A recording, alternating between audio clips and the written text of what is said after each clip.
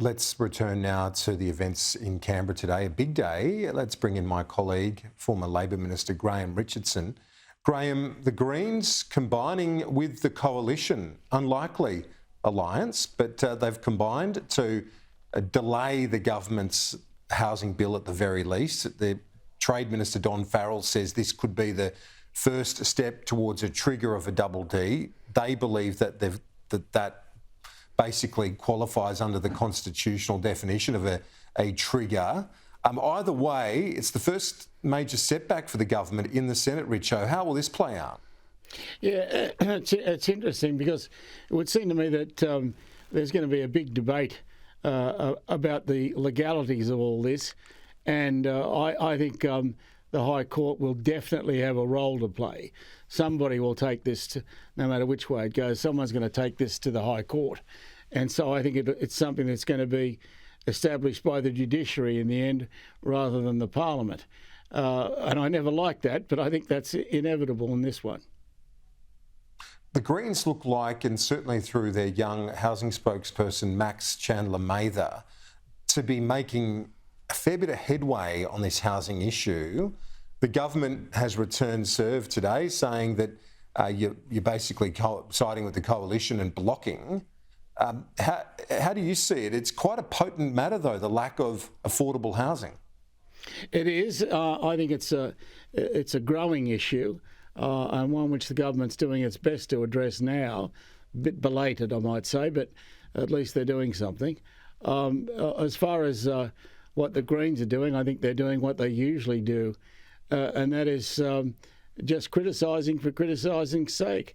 I don't really see much in the words they've used thus far that would move me to change anything.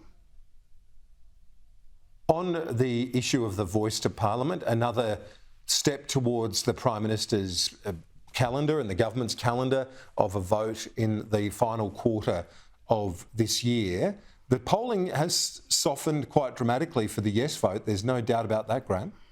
It has. It's softened a great deal, and it's continuing to soften. This is a worry. I mean, if I was the Prime Minister, I'd have the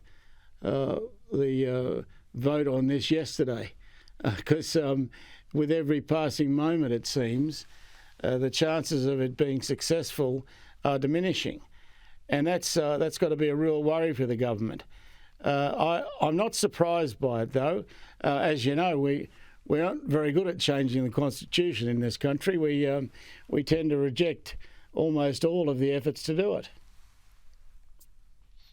And so with the Prime Minister then, in a political sense, are you concerned about the trajectory of this in terms of the political impact upon him and this first term in office for the Labor government?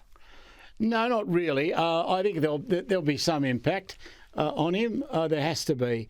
But I don't see it being a really big one. I don't get around the place and find people are talking about this.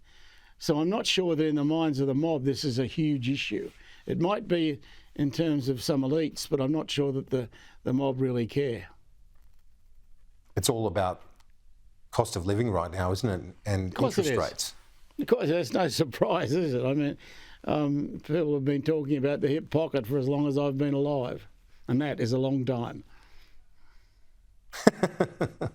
Well, great to share some of your wisdom today, my friend. Richo, thanks. We'll see you next week. Good on you, Kieran. Thanks, mate.